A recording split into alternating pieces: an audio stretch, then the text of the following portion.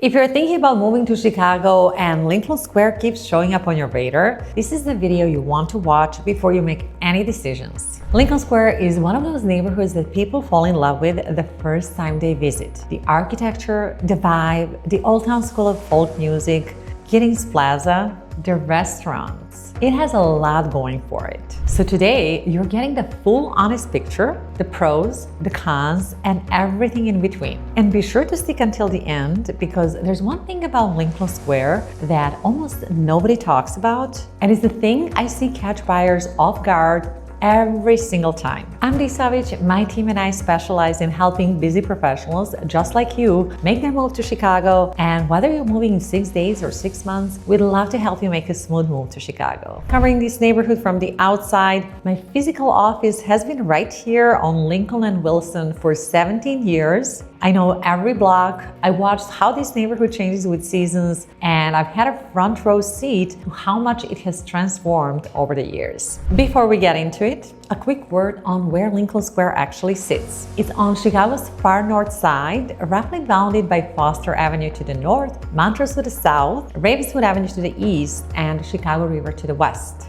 Andersonville is just to the north and North Center to the south. Now here's something worth knowing. Lincoln Square is technically part of the larger Ravenswood community area. But over time, this section took on its own identity centered around Lincoln Avenue and the square itself. One of those classic Chicago quirks where the smaller name stuck. I'll be doing a full deep dive on Ravenswood soon, so make sure you subscribe to the channel so you don't miss it. Pro number one is the community feel. I work with a lot of buyers relocating from New York, LA, San Francisco, Miami, cities where you can live in a building for 3 years and never learn a single neighbor's name. When those clients come visit Lincoln Square, one of the first things they say is that it feels like a real neighborhood. And they're absolutely right. The anchor of it all is Giddings Plaza, a pedestrian square right off Lincoln Avenue that hosts summer concert series. People show up with their kids, dogs, and you have farmers markets every Tuesday and Thursday from spring to fall, local vendors, local produce, a real community. Then there's neighborhood block parties, Mayfest in the spring and Oktoberfest in the fall. Both close down Lincoln Avenue and turn it into full street festivals. These draw people from all over the country. And beyond the events, the density of genuinely independent businesses here is something else. Jean's Sausage Shop has been a neighborhood institution for decades, a European-style market and deli that locals are fiercely loyal to. Mer's Apothecary has been on Lincoln Avenue since 1875. Toys and Tots is the kind of independent toy store you thought it didn't exist anymore. These aren't just businesses, they're neighborhood landmarks. And that's increasingly rare on Chicago's north side, and the Lincoln Square has held onto more of it than almost anywhere else. For people moving from out of town, that kind of thing can dramatically shorten the time it takes for Chicago to actually feel like home. I've seen it happen with my relocation clients again and again. Pro number two is food scene. Now, Lincoln Square is not a destination food neighborhood. Nobody's flying from New York just to eat here. But for the people who actually live around here, the options are generally incredible. Bistro Campagne does classic French bistro done right, white tablecloths, a series of wine lists, the kind of place you take your parents when they visit. The Warbler has been getting a lot of buzz lately, definitely one of my favorites. Great food, a great atmosphere. Miku is the go-to for sushi, Il Milanese for Italian, and Geraldine's Bakery. If you haven't been, you need to go. It's the kind of neighborhood bakery that makes you understand why people never want to leave this area. So lots of coffee shops, some good breweries nearby, great options around here. And what I appreciate the most is that many of these are independent operators, not chains, not fast casual. And that matters for the character of the neighborhood, and it matters for your day-to-day quality of life when you're actually living somewhere long-term. Pro number three is good schools and parks. This is one of the biggest reasons families specifically target Lincoln Square. And as a mom, I get it. Waters Elementary has a strong reputation and a dual language program, which is a big draw for families who want language education. There are also magnet programs and private options within a reasonable distance. Salzer Regional Library is generally one of the best branch libraries in the entire Chicago system. Real programming, excellent resources. It's the kind of library that actually gets used. And then there's Old Town School of Folk Music. I want to spend a second on this because it's one of the true culture gems of the entire city, not just Lincoln Square. It's one of the largest community music schools in the country. Classes for kids and adults in everything from guitar and banjo to world music and dance. They have a performance venue right on Lincoln Avenue that brings in incredible live acts year-round. Both my daughters took piano and voice lessons at the Old Town School. It was a wonderful experience. The teachers, the environment, the whole culture of that place. It's one of those things that you don't fully appreciate until your kids are older and you realize how much it shaped them. So if you have kids and you care about arts and music education, this alone puts Lincoln Square on a different level. And even if you don't have kids, having something like that walkable from your front door, it's not something you take for granted once you had it. Then you have Wells Park, which spans across 15 acres with baseball and softball fields, a field house, an indoor pool, a river park that gets you onto Chicago River Trail for running and biking, and Winnemucca Park, which is technically in Ravenswood, but is still a part of Lincoln Square experience. It's a gorgeous 26-acre natural park with open fields and running track. It's one of the most underrated green spaces on the north side. For families comparing north side neighborhoods, the combination of schools, library, and parks here is generally competitive at a price point that's more accessible than Lincoln Park or Lakeview. Pro number 4 is walkability and transit. The Brown Line runs through Lincoln Square with several stops and gets you downtown in roughly 30 to 35 minutes. You also have Metro, and if you work remotely, which is a growing share of my clients, you can honestly live here very comfortably without a car. Walkability is high in the core of this neighborhood. Errands, coffee, dinner, the farmer's market, most of it is on foot if you're near Lincoln Avenue. And the green space here, as I mentioned, is generally above average for the north side between Wells Park, Winnemucca Park, River Park, Corner Park nearby, and the River Trail. You have multiple outdoor options without ever getting in a car. For families and for anyone who values an active lifestyle, that is a real quality of life difference. Pro number 5 is value for money. I look at Chicago real estate data every single day.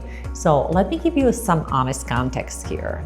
Lincoln Square has historically offered more space per dollar than Lincoln Park, Lakeview, or Wicker Park. A 2-bedroom condo that might run $450,000 to $550,000 in Lincoln Park could be $350,000 to $450,000 here. And that holds across property types: condos, single-family homes, multi-units. Now, that gap has been closing. Prices have moved up significantly as more buyers have found the neighborhood.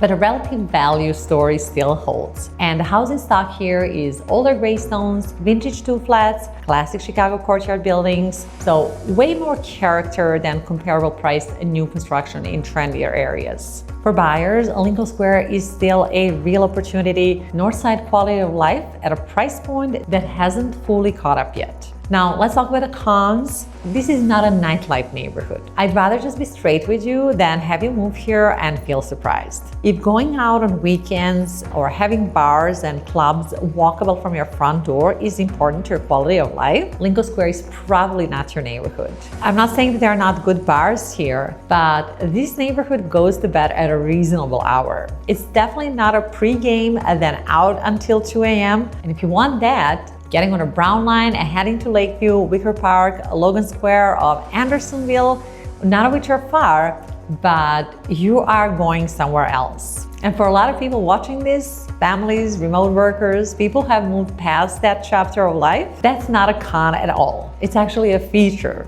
But I want to name it clearly so you're going in with your eyes open. Number 2 are rising prices and neighborhood character shifting. Lincoln Square is not immune to what's happened to neighborhoods all across Chicago's north side. Home prices are significantly higher than they were 5 years ago. Some of the small independent businesses that gave this neighborhood its character have closed. They just couldn't absorb the rising rent prices. New development has added some housing units, and look, that is definitely good for supply, but some of those new buildings don't fit particularly well with a neighborhood's architectural character. But that's a trade-off reasonable people can disagree about. The neighborhood still has tremendous character, but that character is being actively maintained by the people and businesses that are choosing to stay. It's not something you can take for granted the way you maybe could have 10 years ago. So if the authentic community feel is a part of why you're drawn here, shop local, go to farmers market, show up for the neighborhood events, be part of it. My advice is always the same. Regardless of which neighborhood you're looking at, spend real time there before you commit. Walk around on a Saturday morning. Go to the farmers market. Grab coffee somewhere. Let the neighborhood show you what it really feels like. No video replaces that, not even this one. Con number 3 is car dependency. If you are on or near Lincoln Avenue, within a few blocks of Giddings Plaza, you can honestly manage pretty well without a car. Transit, walkability, bike infrastructure, it all works really well in that zone. But Lincoln Square covers a pretty large footprint. If you're on a western edge or west of Western or on the quieter residential streets east of Lincoln, certain errands and getting to other parts of the city start to feel less convenient without a car. Now, this is true for most Chicago neighborhoods north of Irving Park. It's not unique to Lincoln Square, but it's worth thinking about when you are evaluating specific homes within a neighborhood. Con number 4 is new construction clashes. This is a minor con, but worth mentioning. Lincoln Square has some beautiful or older housing stock, graystones, vintage buildings, classic Chicago 2-flats and 3-flats. Part of what makes this neighborhood visually appealing is the consistency of that older architecture. Some of the newer constructions that's gone in over the past decade doesn't integrate too well with that character. And that's not a deal breaker because we don't have much new construction here, but if you care deeply about architecture and neighborhood aesthetics, it's something you're going to notice. What does it cost to buy here? Let me give you some real numbers. Where Lincoln Square really stands out for buyers is in single-family homes. And there are some generally beautiful ones here. Classic Chicago graystones, vintage brick 2 stories, homes with a real character that you just can't find in your construction neighborhoods. Prices have a wide range depending on the size, condition, and lot. You can find entry-level condos starting in the mid-400s, but well-maintained homes on good blocks with more space are comfortably in the 800s and beyond. The upper and single-family homes can run well over $1 million. Now, I'm not saying that this is cheap, but for buyers who want a true single-family home in a walkable north side neighborhood without paying Lincoln Park prices, Lincoln Square is one of the best opportunities in the city right now.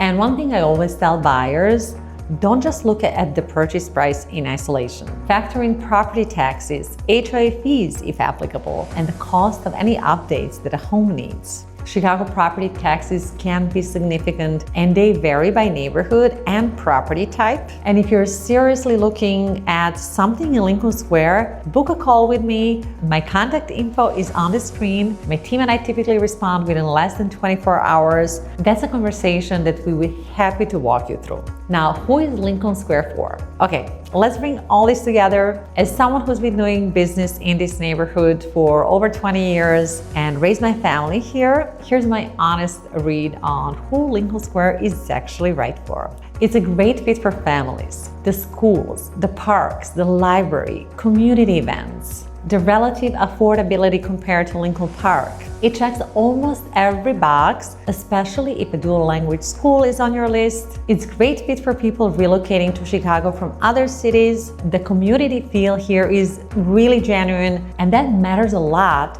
when you're trying to put down roots somewhere new. I work with clients who moved here from New York, from San Francisco, Seattle, and Lincoln Square is consistently one of the neighborhoods that people feel most at home very quickly. It's a great fit for remote workers who want a walkable, quiet neighborhood with real character. You can work from a coffee shop at Lincoln Avenue, walk to lunch, hit the farmer's market, and honestly not feel like you're missing something by not living somewhere louder.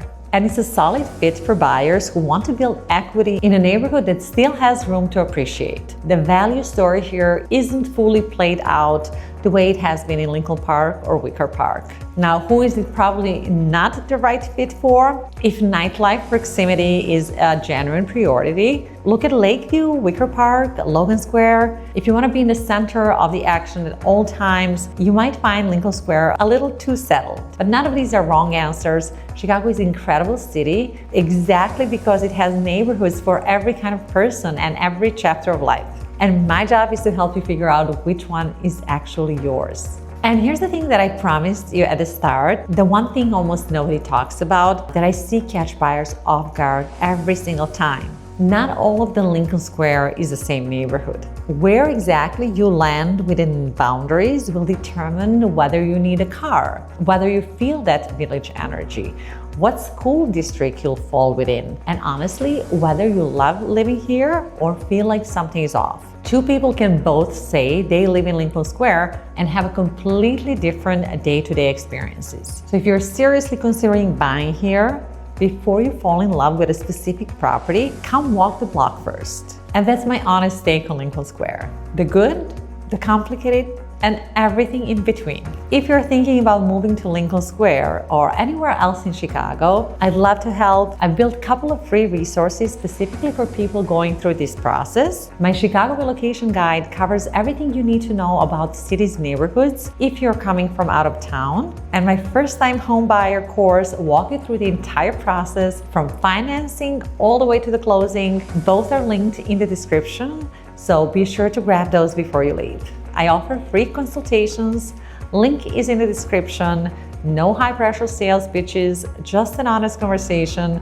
I just love helping people make good decisions about where to live in Chicago. Drop a comment below if you're thinking about Lincoln Square. Already live here? Tell me what I got right, what I missed, and what neighborhood you want me to cover next. I make videos like this every single week, so if you want to be the first one to know when new one drops, go ahead and hit subscribe. Thank you so much for watching, and I'll see you in the next one.